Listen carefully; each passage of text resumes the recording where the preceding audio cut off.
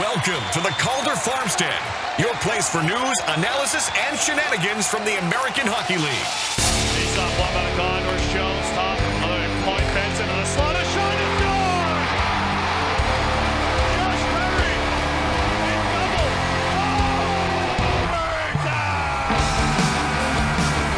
left point, long drive, save, Kinetic, what a stop by Matisse with the left pad! Oh, there was a scramble in front of the net, denied was Matt Schichter by a miraculous piece of net binding by Matisse Kinetic. Leader from the red line sends it in, Hofer into his net, he stops it, Hofer looking, Hofer firing, toward the empty net, he scores! Are you kidding me? Joel Hofer, a goalie goal in the Calder Cup playoffs! And now, with 9 minutes gone in overtime, the Bears breaking out. Right side with Fair. Brooks Light cutting to the net. Fair and let's go! It's over!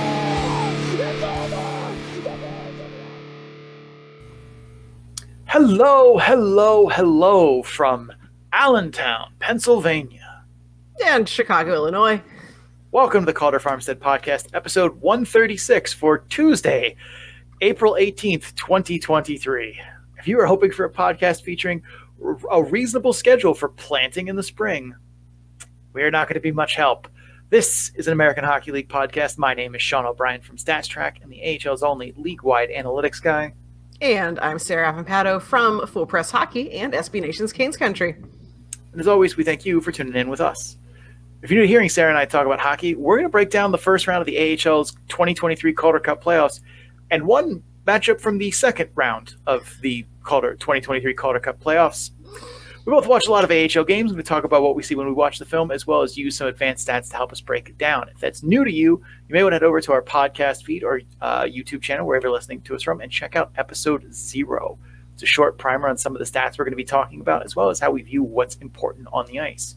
So if you're new to some of the more advanced hockey stats terms like PDO or the point shares model, or newer hockey terms like controlled zone entries or Royal Road, go check that out, so you better be able to pick up what we're putting down. I promise it's not that nerdy or technical. It's only 20 minutes. And let's be honest, you wasted 20 minutes trying to figure out why some AHL teams get home playoff games and others don't. It doesn't make sense. It never will. You'll never get that time back. So next time, why not spend a little more time with us talking hockey? Sarah, there's not much going on in league news. They're announcing some awards, but as a show that does its own award show and a much more legitimate one, we don't recognize those here. So we're just going to get right into it. We are previewing the Eastern Conference playoff first and part of second round. Basically the playoff games that are starting today, the 18th, into the rest of the week. This has been a fire drill for us, so please bear with us. We will do our best. But here, let us start as we always do, Atlantic to Pacific. We're going to start with the Charlotte Checkers versus the Lehigh Valley Phantoms. The schedule for this series, Tuesday, April 18th, 7 p.m. is Game 1 at Charlotte. They play again Thursday, the 20th, again at 7 p.m., also at Charlotte. And if necessary, a Game 3 on Tuesday, April 21st, 7 p.m. at the Bojangles Coliseum in Charlotte. Not a single weekend game. Definitely how we want that scheduled. All right, I will kick us off here talking about the Charlotte side of things. Let's look at how they got here. Their season record was 39 wins, 33 losses. Their last 10 games, they went 4-6. Their net power play was 19.6%. That was 6th in the AHL. Their net penalty kill was 85.4%. That is 7th in the AHL. If the Charlotte Checkers win this series, it's going to be because they had clean exits, clean exits, clean exits. With Alex Lyon powering the Panthers into the playoffs, say that 5 times fast, it's going to be up to the tandem of Mac Guzda and or JF Berube to hold down the forts. That does not inspire confidence, and asking either of them to steal the series for Charlotte is asking too much. So Charlotte needs to make their lives as easy as possible, and that begins and ends with recovering rebounds, dump-ins, loose pucks, etc. in the defensive zone, and getting play going the other way with control, meaning not glassing out punts to the neutral zone, but tape-to-tape passes, leaving the defensive zone with firm possession. If Charlotte can avoid the Phantoms' forecheck and control the flow of play, it'll greatly help the workload the Checkers' netminder has to face. because defensive zone turnovers almost always lead to high danger scoring chances. And that usually leads to goals for your opponent. Punting the puck in the neutral zone off the glass might relieve pressure for a second, but it's like pulling out a weed and not getting the root. Like, yeah, you got it out for now, but it's going to come right back. Second thing, if Charlotte wins this series, it's because the bottom six contributed. At the beginning of the season, Charlotte looked like a deep and dangerous team, but as the season wore on, a lot of that depth that was expected to contribute in a big way just kind of underwhelmed. They didn't disappear, but guys like Logan Hutsko, Henry Bolby, Grigory Denisenko, Alexei Habloniemi didn't make the progress we thought they would as young prospects on the younger end of the spectrum looking to make that next step forward.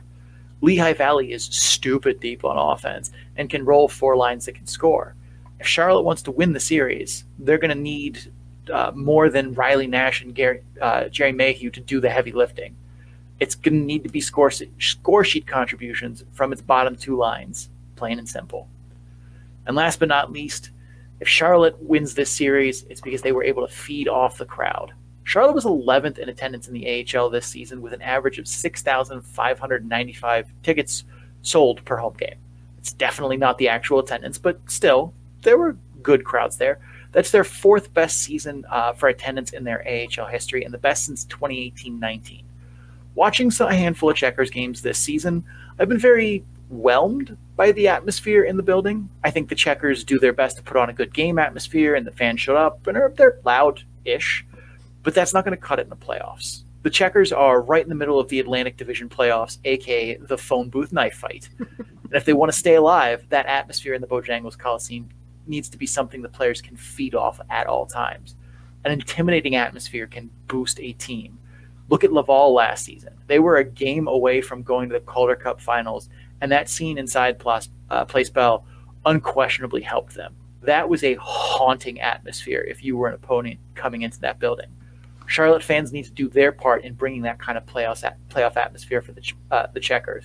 No Zach Dalpe and no Alex Lyon, and they're in the middle of the toughest division in the AHL. This is all hands on deck, and that means more than just the players needing to bring it. That means fans, game day ops, concession vendors, Chubby, everybody. You guys need to bring the atmosphere so that way when it's going into double overtime and Bob Roadtruck is leaving because it's 11:01 p.m., that building is still loud, it's still full of energy, and guys are getting energized from the crowd. All right, Sarah, talk to me about the Lehigh Valley side of things.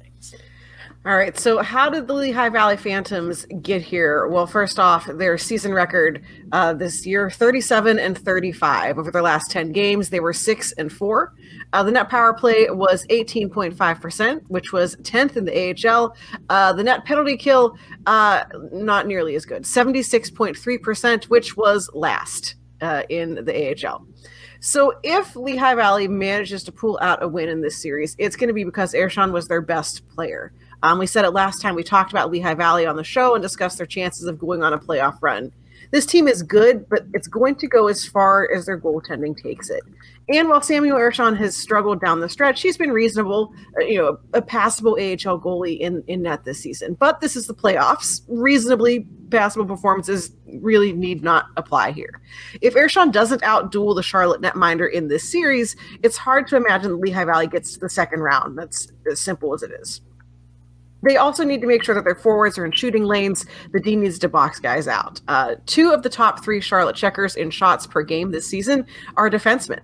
The Checkers are okay with having Lucas Carlson and Santu Kinnunen let it fly from the distance. To counter that, the Phantoms are going to need to make sure that they are getting shin pads in those shooting lanes. The defense is behind them, needs to box out the Checkers at the net front and the high slot, looking to make layered screens, get tips and deflections. Charlotte's had a lot of success on shots through traffic this year. Some of that, it's just good old-fashioned puck luck. Some of it is also undisciplined defensive play from their opponents. Lehigh Valley, they can't control puck luck. That's not the way it works. But they can dictate tight defensive play, and that's what's going to be necessary here if they're going to give their goaltender a chance at fulfilling his role. Lehigh Valley also needs to be the more physical team. Neither team here has an inherent size advantage. In terms of average team weight, Lehigh Valley's 31st, Charlotte's 25th. Both sides also have smaller, more skilled forwards. Hepaniemi, Hutsko, Mayhew, Nash, Denisenko, all listed under 190 pounds. Zamula, Denoyer, Leixel, Brooks, Cooper Marody, all listed under 190 pounds as well. So it kind of evens out. Both sides have their bigger physical players as well. Charlotte has Franco, Giles, Bunneman, guys like that. Lehigh Valley has Garrett Wilson, Ronnie Attard, Kevin Connaughton. So again, things kind of even out. But I think it's important for Lehigh Valley to be the more physical team out there. One, all of these games are in Charlotte, and being the more physical team tends to keep the crowd from getting too excited about what's going on out there. Two, the smaller guys on Charlotte are more valuable to their team than the smaller guys on Lehigh Valley. So if you can disrupt their game with physicality, the impact on Charlotte is going to be bigger than the impact on Lehigh Valley. Most importantly here, though, Lehigh Valley needs to be the more physical team without taking penalties. In case you zoned out like 2 minutes ago, literally the worst penalty kill, net penalty kill in the league. So they need to stay on the right side of the line here. All right. And last but not least for our preview here is the X Factor. And as Sarah hinted at here, the X Factor is special teams. Both sides have a power play that can do damage and change a game, but the biggest gap is on the penalty kill. Lehigh Valley's penalty kill this season was very bad, which was a departure where it's been the last handful of years. You have to go back several seasons to find a Lehigh Valley penalty kill that finished in the bottom third of the AHL even. It was slightly better against Charlotte in the regular season, 78.8% net PK versus 76.3%. So, marginal improvement. But they had games where they killed 5 of 5 or 5 of 6 against Charlotte this year. So it is possible for them to step it up here. In this tight of a series, Lehigh Valley's ability to either stay out of the box, step up and kill penalties is going to be huge.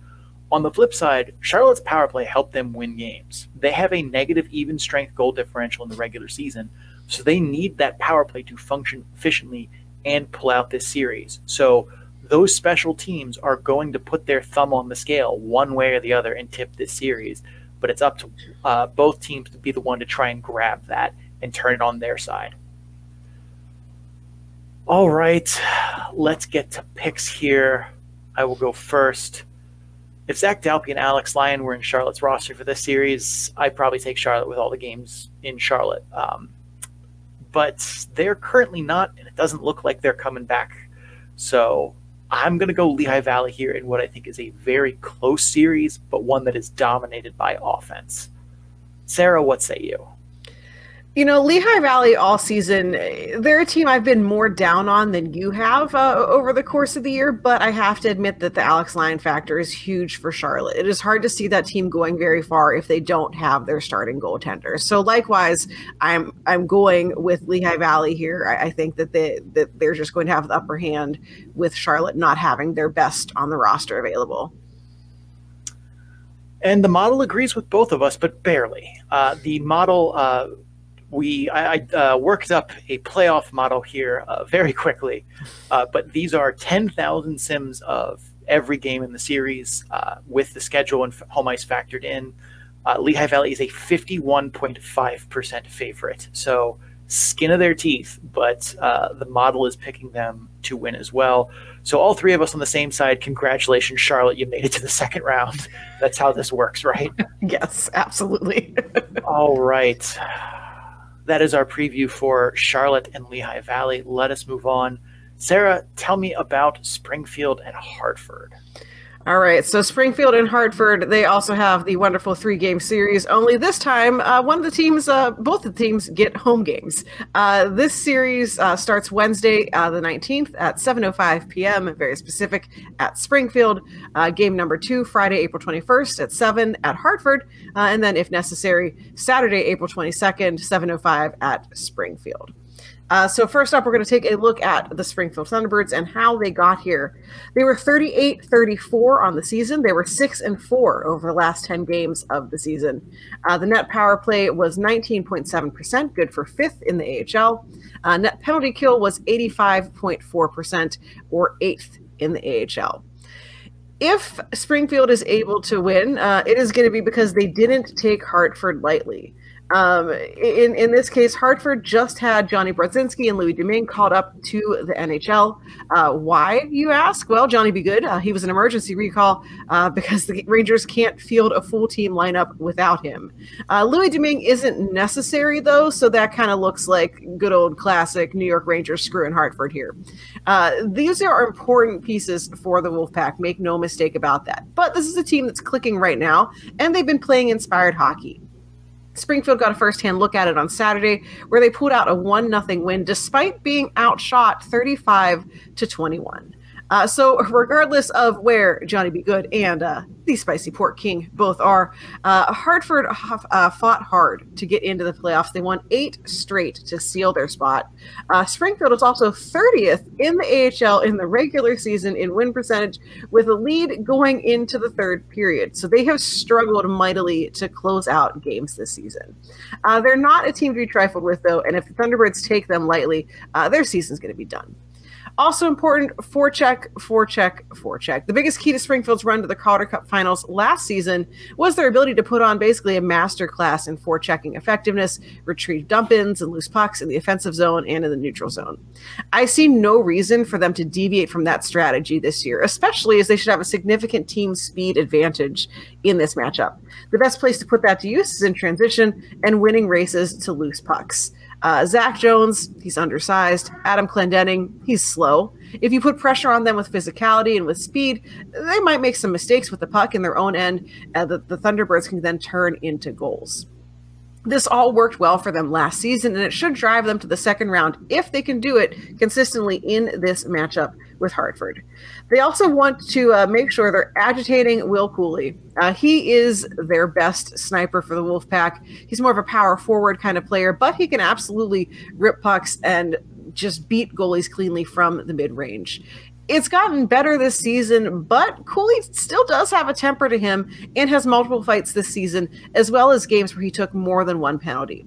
As someone who is vital to the Wolfpack offense, getting him riled up and taking penalties greatly is going to benefit Springfield for 2 reasons. One, never in the history of hockey has a player scored a goal from the penalty box. Doesn't happen that way. And number 2, the Wolfpack penalty kill is not very good to begin with. So my thought would be, get someone in his face after whistles, chirp him, make sure your finish checks when he has the puck, because if you can get him to lose his Cooley, that's a big advantage for Springfield. So Sean, once you've recovered from that wonderful pun, what's the deal with the Hartford Wolfpack? So let's look at the Hartford Wolfpack and how they got here. Their season record is 35-37 last 10 games, as Sarah mentioned. They won 8 of them. They went 8-2 down the stretch. Their net power play was 13.5%. That is 27th in the AHL. Their net penalty kill was 82.1%. That was 21st in the AHL. Not great on the special teams there. If Hartford wins this series, it's because they don't let Joe Hofer see pucks. It's not a mystery that Joe Hofer is a damn good goalie in the AHL and will be on our ballot for Best Goaltender Award at our award show at some point in this offseason. At this point in the season, if a goalie of Hofer's caliber can see the release of the shot, he's going to make the save 99% of the time. Hartford has struggled heavily to beat Hofer, and my strategy for improving that is simple. If he can see it, he's going to stop it, so stop letting him see it. And that means more than just having guys like Matt Rempe or Will Cooley camping out at the front of the net like they're a Call of Duty sniper. It means guys using more deceptive looks when shooting. It means using T-Bird's defensemen as screens. It means changing the angle on the release of shots. And if you don't know what I mean by that, it means pulling or pushing the puck just like a foot to the left or right before you release the shot. If you go watch an Austin Matthews highlight reel, you'll see that he does this, changes the angle of the release right before he rips it all the time. And that last little change in angle matters to goaltenders. Making all those adjustments and focusing on those areas on offense can help turn the tide and make Hofer look more human. Because if Hofer has clear sight lines to shots, it's going to be tough. It's going to be a tough road to victory for Hartford. Second, if Hartford wins this series, it's because they got special teams to play to a draw. Speaking of tough roads, this is a big task, but not an impossible one. Hartford special teams have not been spectacular all year, some of which we have covered in depth on this show, what's gone wrong with their power play and their penalty kill. Springfield special teams have been very good this season. In a long series, it'd be hard to contain that difference in quality. But this is a best of 3, and in the short term, this is an achievable goal. Not to mention, the Hartford Wolf Pack have battled the Thunderbirds to a draw in 6 of their regular season games this season, at least in terms of special teams battling to a draw. They're 2-4 in those 6 games, but 2 of those went to a shootout. So it's really 2-2 plus 2 games that were decided by something that won't happen in the playoffs. So there's at least some proof of concept here that they can win short term just playing special teams to a draw.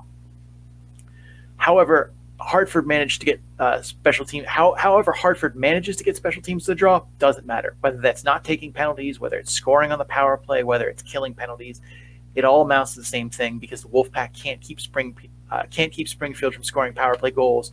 The road to the second round looks near impossible. And third, Hartford will advance to the next round if they win game number 1. Yes, it is possible for Hartford to win the series by winning games 2 and 3, but that is a treacherous proposition. And I'm sure the XL Center will be as rowdy an atmosphere as possible, but if Springfield wins game 1, that drops Hartford's chance to win the series to 21.7% according to the model. That means they also have to go back into Springfield for game 3 on the 3rd game of a 3-4. That's not a recipe for success against a team that has maybe a few more horses than you do. Especially as if you lose game 1, you come home and all the pressure is on you to win that game in front of a big crowd. And nothing says a team will grip their sticks too tight quite like that. You win game 1, you take a big series lead, you head home to Hartford to win a playoff series in front of your home crowd for the first time since May 15th, 2015. That is a moment your fan base needs. Hartford, you need to win game 1 so you can come home with a crowd at your back and take that series. The X factor for this series, the thing that's going to be able to put its thumb on the scale in one way or the other, it's going to tip the way this series goes, is Dylan Garand. Garand's season hasn't been the best, but I feel like he's improved a lot as the season has gone on. Case in point, his last 3 starts, 20 saves on 21 shots against Springfield, 35 saves on 38 shots against Providence, 34 saves on 35 shots against Lehigh Valley. Those are his last 3 starts. He hasn't had a whole ton of playing time down the stretch at Hartford, but he has looked good. In general, his puck tracking is excellent. He does a good job of finding his angle and his marks and is rarely behind the play. He shows great poise. He's shown good rebound control at times. He's excellent at maintaining the right depth, getting off his posts as play progresses. Without Louis Domingue, the Wolfpack are looking for a spark in net, and Garand has the tools to provide them with one. It's pretty clear that Joel Hofer is going to put on a show at the other end, but if Garand can go save for save with him, Hartford can steal this series. It's not a given that he's going to do that, though, which is why his performance has the ability to tip the scales for one side or the other here. That's what an X factor is, and that's why he's ours. All right, Sarah. That's the case for both sides. Let's get into picks. I'll let you go first here. Who are you taking and why? I'm taking Springfield on this one. Joel Hofer has been great. The Thunderbirds have, anyone who they were going to get back from the NHL, they've got him now that St. Louis's season is over. We talked about Springfield recently on the show, and this is a team that can be scary.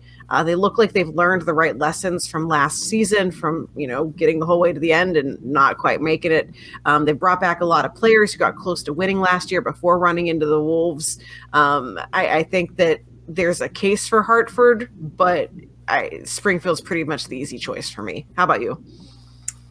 I think if Johnny Brodzinski, Johnny B. Good, and Louis Domingue were in Hartford, I'd probably have to spend a long, hard time thinking about who I take for this series because both teams would seem neck and neck, 50-50, flip a coin. They currently are not, and that's a big difference maker to me. To be clear, I wish Hartford wins this series. That fan base has been deprived of a playoff run and joy for what feels like a very long time.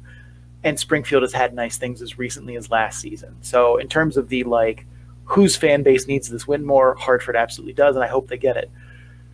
But I have to go with my head here. I'm going to take Springfield, sadly. And I want to take Hartford. I really do. But I'm going for accuracy here, not hope, and I'm going to take Springfield. And the model is on our side as well. This is not boding well for us. I don't like when all three of us agree. Springfield is a 55.4% favorite, which I mean, given that there are important pieces out for Hartford and 2 out of the 3 are in Springfield, that's not as big a gap as I would have thought. But still, 44.6% for Hartford to win the series, that is very much a puncher's chance. You will take that. All right. We're going to take a break here. After the break, we will get to the North Division playoffs. Yes, plural for matchups. If you're just here for an Atlantic Division series, thank you for stopping by. Don't forget to subscribe wherever you're listening to us from so you get episodes in a timely fashion. Also, check us out on social media. Links to our social media and more can be found at our Linktree page at linktr.ee/the Calder Farmstead. If you can't spell the Calder Farmstead, I can't help you. We're going to run some ads, pay some bills. We'll be right back. Stay tuned. And we are back from break. Let's get right into it. We are going to the North Division to discuss both matchups. Let's start with the one that is technically a first-round matchup. The other one is strictly not, but anyway, we'll get there when we get there. Let's talk Utica Comets versus the Rocket de Laval. This series schedule starts Game 1 Wednesday, April 19th, 7:05 p.m. at Laval. Then they cross back over the border Friday, April 21st, 7 p.m. at Utica, and Saturday, April 22nd, 7:05 p.m. at Utica. That extra 5 minutes, clutch.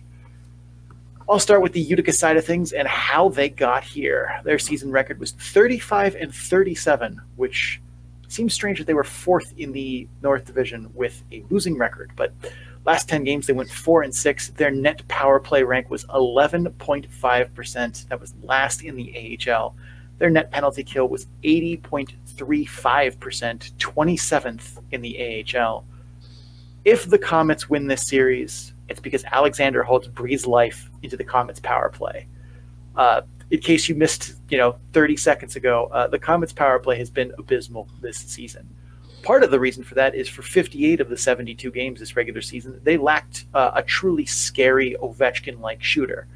Alexander Holtz is very likely going to play in Game 1 and almost certainly going to be an immediate impact, not just in general, but specifically on the power play. What's also beneficial for the Comets is Laval's very poor penalty kill structure, which we did a deep dive on back in episode 127. So if you want to hear more in depth about why it fails, go check that out. But in summary of that 15 minutes we dove in on it in 4 sentences, basically Laval uses an outdated PK structure known as the diamond or 1-2-1 that is porous against defending power plays, but does create a lot more shorthanded scoring opportunities. And that's why Laval has one of the worst PKs in the league, but is leading the AHL in shorthanded goals. Those things are related.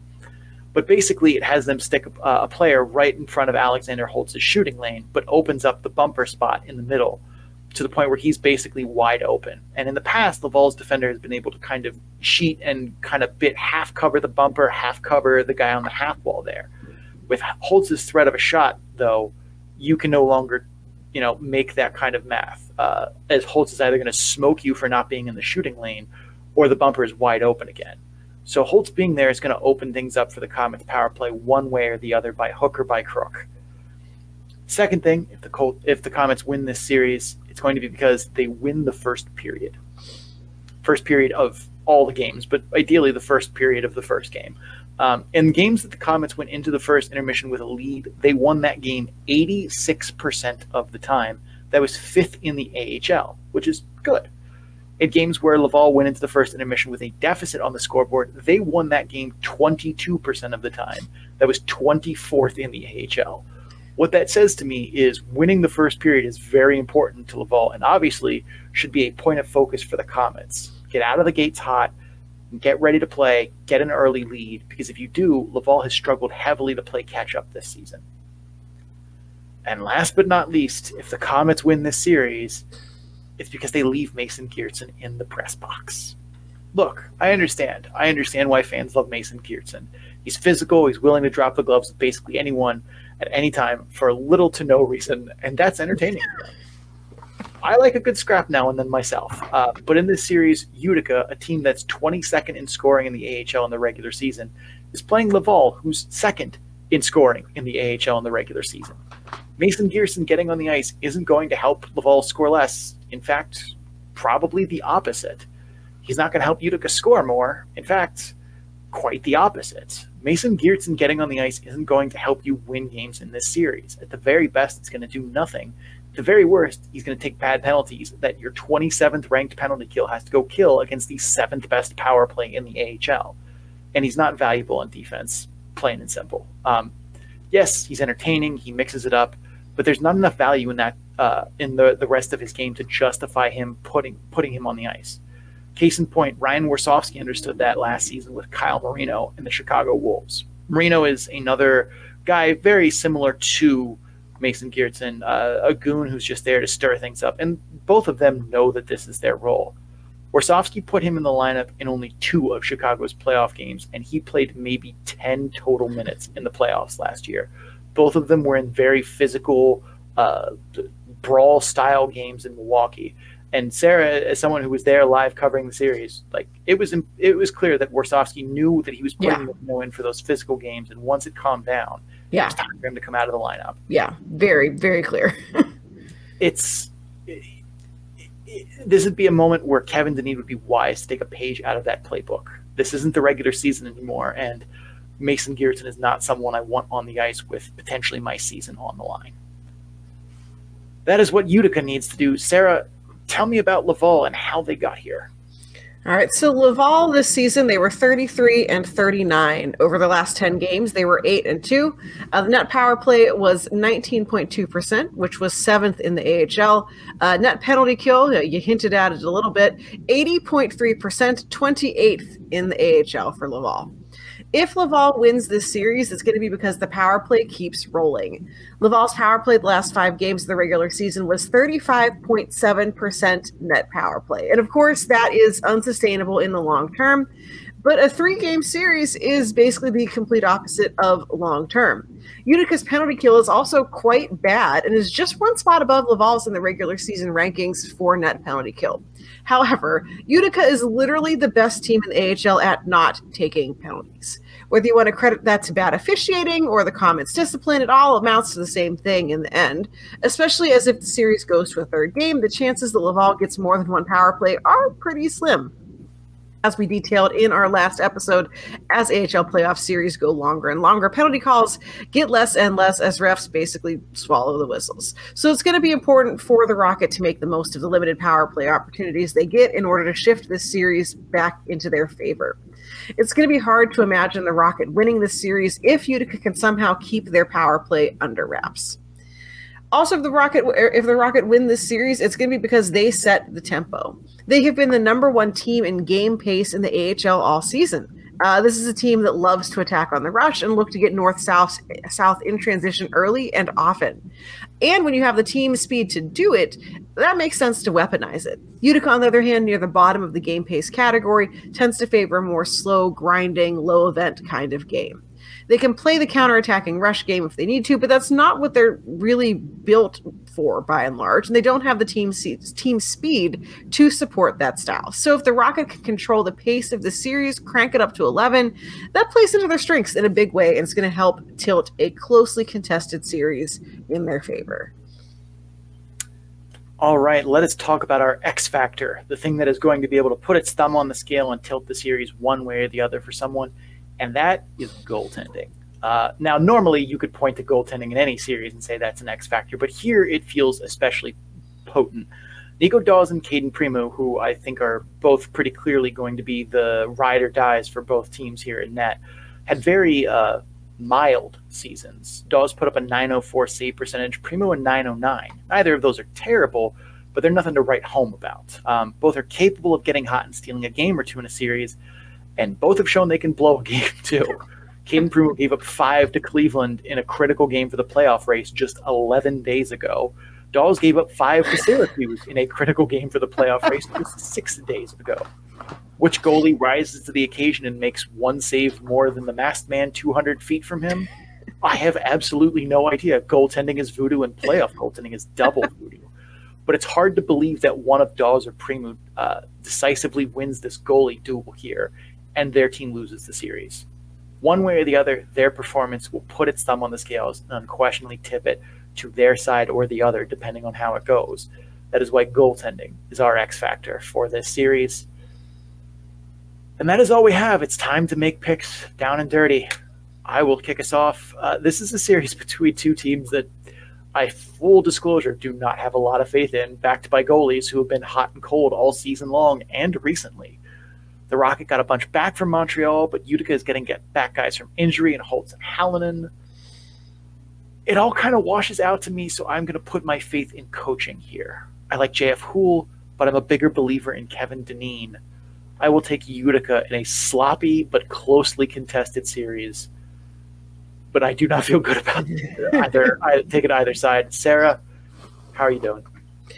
Yeah, this is one that, like, I don't feel great about my pick, but I'm picking it anyway, and I'm also going with Utica. I just don't know that I trust Laval enough to think that they can get through this series. That said, if, like, time traveler me comes and says, hey, guess who won the series? Laval won. Like, I won't be surprised. This is one that I think can really go either way. But I think that, yes, Laval also went almost the distance last season, but I think that Utica just has the slightly upper hand. I really like them getting Holtz back into their lineup. So I am going with Utica, but if I'm wrong, it's not going to be the end of the world. And the model backs that up. The model is on Laval. Laval is a 51.9% favorite, so razor thin margin there. But as we both described, we expect this to be a closely contested, but not necessarily the prettiest series. This is probably going to be an ugly one. I could see like game one going into triple overtime or something of that nature. But a very thin series, and the first time that you and I are on a different page than the model. So let us continue on. We're going to talk about the Syracuse Rochester round 2 series for the simple reason that it starts on Friday, and I don't feel like recording for a third time this week to cover that series. So we're just going to lump it in here because for whatever reason the AHL is like, yeah, we will totally start a second round series before the first round is completely closed and finished. Yeah, brilliant. Sarah, tell me about Syracuse and Rochester. Yeah, we can't possibly make these teams wait any longer to get their series started, apparently. Like you said, this series starts on Friday the 21st. Game 1 is 7 p.m. at Syracuse. Game 2 is the next day, Saturday, April 22nd, 7 p.m. at Syracuse. And then they got to wait like a whole week to play again because Game 3 is Friday, April 28th, 7:05 p.m. I love the specificity here at Rochester. Game 4, if needed, is Sunday, April 30th, because that's how it happened, 3:05 p.m. at Rochester. And then the final game, if needed, it's also like a whole darn week later, Saturday, May 6th. Is the final, if needed, game of this series, 7 p.m. at Syracuse. I hate everything about what I just said. I hate it. It's a 5-game series that could take 2 weeks. Yes. This is a totally normal thing to do. This is absolutely how a professional. Anyway, okay, that's a whole other tangent for like later. We're gonna look at the Syracuse Crunch first and how they got here. Syracuse's season record was 35-37. They were 5-5 over the last 10 games. Net power play was 15.8%, good for 20th in the AHL. Net penalty kill 82.4%, 20th in the AHL. So at least something's consistent around here. If the Syracuse Crunch managed to win this series, it's going to be because they get steady, good goaltending. Hugo Onefeld has not been great down the stretch, honestly. He had one game since St. Patrick's Day where he allowed fewer than 3 goals in a game.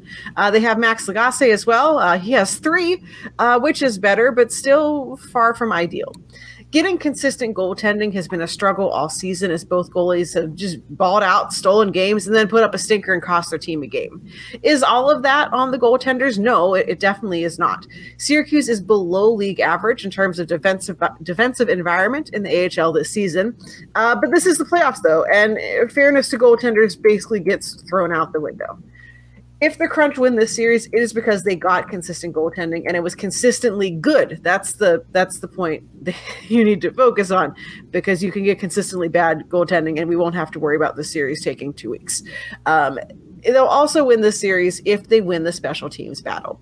It is unfathomable to me that a power play that has Barry Boulay, Trevor Carrick, Gage Gonsalves, Simon Riflers, and all is 20th in the AHL. That's not how it should work. It is almost equally unfathomable that the team with such good two-way forwards like Gabriel Dumont, Gabe Fortier, Felix Robert can be 20th in killing penalties. More than that, Rochester is no slouch at special teams, and the power play clicking is a pretty big part of why they win games in general. So if the Crunch win this series, not letting Rochester win the special teams battle is going to be a big reason why. So, Sean, you've got the look at Rochester. How did they get here?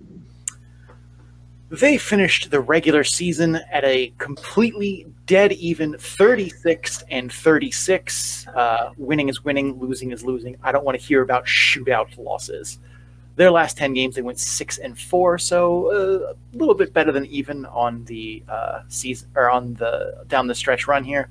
Their net power play was 17.2%. That is 13th in the AHL, and their net penalty kill was 84.4%, 12th in the AHL. If the Amerks win this series, it's because they limited Alex Barré-Boulet. Barré-Boulet finished second in the AHL in points, fifth in primary points per game, and first in even strength points per game. His nearest active teammate, Simon Rifers, finished 77th in primary points per game for comparison, and Alex Barré-Boulet was involved in 56.3% of Rifers' points. So it's not exactly as if his tie didn't raise that boat as well. The Amerks have actually done a decent job defending ABB this season, too. He's only scored 1 goal and 8 assists against the Amerks in 12 games this season. But that doesn't make it less critical in the playoffs, especially as I'm sure ABB is going to treat playoff games with a different level of intensity than he did a regular season game. If the Amerks can keep him in check in this series, they'll have a good shot to win. If the Amerks win this series, it'll be because they get power plays. We talked about this at length in our last episode, so if you missed that, you can go check it out because I don't see the sense in repeating myself an entire segment of the last show here. But in short, Rochester struggled to win games when it didn't score on the power play, and it struggled to win games when it didn't even get 4 or more power play attempts. In the playoffs, as the series goes on, power plays become less and less, and Rochester struggled to outscore its opposition 5-on-5. So the power play is going to need to, at minimum, have opportunities if the Amerks are going to pull out this series. And last but not least, our X factor, what is going to put its thumb on the scale and tilt the series one way or the other, is third period play. And now you could probably think, oh, third period play is important in every playoff series. And yes, that's true, but it's definitely more important in this one. Both Rochester and Syracuse have not been great at closing out games. Syracuse is 18th in the AHL in regular season at win percentage when leading after 2 periods. Rochester is 30th. But, to their credit, they're 7th in the AHL in win percentage after trailing for 2 periods. Syracuse is 21st. But Rochester is also 28th in third period goal differential. Syracuse is 9th. As if third periods weren't critical enough, both teams have had their ups and downs closing out and coming back late in games. That should make this a fun series as we go into third periods and having that feeling that this is still anyone's game. But it's going to be chaos for the teams playing the game. But winning the third period and making sure you lock down a lead, or if you're losing, the opposite of that, is going to be crucial to who wins this series. All right, Sarah, it's time for brass tacks. We got to pick winners here. I'll let you go first. Who you like? All right. This may be a little recency bias because I feel like I've watched one of these teams more recently than the other, but I am going with the Syracuse Crunch. Sure, Alex Barré-Boulet hasn't been able to crack the NHL, but he has been dominant this season. I think he can help propel Syracuse forward. I just believe in them a little bit more as a team than I do in Rochester, who I think has, as we've talked about, some gaps that they need to focus on. But I'm picking the Crunch. I think that they have enough offensive firepower to make it happen here. I think for me, like, these teams seem like they're mirror images of each other, and then also at some points feel like they have a lot in common. They both have decent but not great depth. Their goaltenders are just okay. They have weird opposite struggles on special teams. They have weird opposite struggles in third period play and important parts. But one side has Alex Barré-Boulet and the other doesn't. And it's hard to overlook when one side has just a much more dominant player than anyone on the other side. I like Brandon Biro. I don't know if he plays in this series. Like, the Amerks have good depth guys who could, show up out of nowhere. But it's hard to see, a bona fide star at the AHL level on one side and the other one not have a counterweight and being able to call the series totally even. I'm going to take the Crunch. But again, I think this is close. I think it's sloppy. I think it's probably going to be fun. So at least we have that going for us, which is nice. The model, on the other hand, disagrees with both of us, Sarah. It gives Rochester a 50.7%. Like, yep, we are out here scraping coin flips. This is going to be a tight one. And because it's 5 games, we'll definitely at least get to see a little bit more action here. But yeah, this is going to be a tight series. All right, Sarah, that is it for the preview portion. Do we have any closing thoughts here from the Eastern Conference playoff preview from you as a whole? I just hope everyone has fun and that someday we understand how these things are scheduled. I have so many questions about that. Like, okay, all the games need to be in Charlotte, but like none of them are on weekends. Yeah. The Rochester Syracuse series is the best of 5 that could take 2 full weeks to play. What are we doing, guys? Yeah. We had 1 day between the end of the AHL regular season and the beginning of the playoffs. Like, let's just research and write and preview all of this. Love it. Great job, guys. All right, Sarah, take us home. That is it for the show. Thank you so much for watching and or listening. Spoiler alert, if you want to care about the Western Conference, stay tuned because we're going to get to that in the next show. But for now, thank you for watching, listening to our Eastern Conference playoff preview. The Calder Farmstead is a part of the Full Press Radio Network. You can listen to this and several other great hockey, sports, and sports entertainment programs, all at www.fullpresscoverage.com. Just click the podcast drop-down menu in the top right portion of the website and enjoy. And if you guys are enjoying the Calder Farmstead, please make sure you subscribe to get episodes in a timely fashion. Also, if you're listening on Apple Podcasts, Spotify, or Amazon, or you know what, even if you don't normally listen on one of those and you're like whatever podcast platform you're using that's not a major one that I'm just assuming the Chinese government is monitoring you on, like go jump over to Apple. It's the same podcast and just click the stars buttons. Let us know how we're doing. Doing so helps other people find the show. Your reviews help us improve it. You can also follow the show on social media at Calder Farmstead on Twitter, at The Calder Farmstead on Instagram and Facebook. All of our social medias do not post the same content. There is some stuff that goes out on one that doesn't go on others. So, if you're looking for the fun memes we post, they may not be all over the place. Links to all of that and more can be found on our Linktree page at linktr.ee/The Calder Farmstead. Big thanks to Adrian Drake, who made our theme music. You can find him on social media at AD_dysfunction. That's AD_DYSFUNCTION. So he can make music for you too. Sarah, where can the people find you? Well, my name is Sarah Avampato, and you can find me representing Full Press Hockey on Twitter at Right Said Sarah. That's WRITE, said Sarah with an H.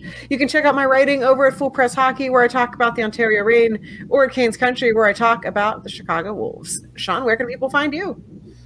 I'm Sean O'Brien. You can find me on Twitter at Sean O'Brien81. That's SeanObrien 81.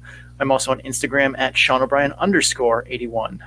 My Instagram is not very active, but you can see my entire jersey collection on there. It's saved as a story for Jersey of the Day. My Twitter is much more active, mostly hockey, but occasionally random takes about pop culture and the world around me. You can find my stats work, including where you can see all the percentages for this model, and eventually a cool money puck looking graph that shows every team that's remaining and what their chance of winning the Calder Cup is from this point forward. Eventually I will get there as soon as we're done researching these previews and a bunch of other stuff. You can find all of that on my Tableau page at bit.ly/datadump-and-chase, all lowercase, all one word. Thank you guys so much for tuning in. For Sarah Avampato, I am Sean O'Brien. Please, please dump and chase responsibly.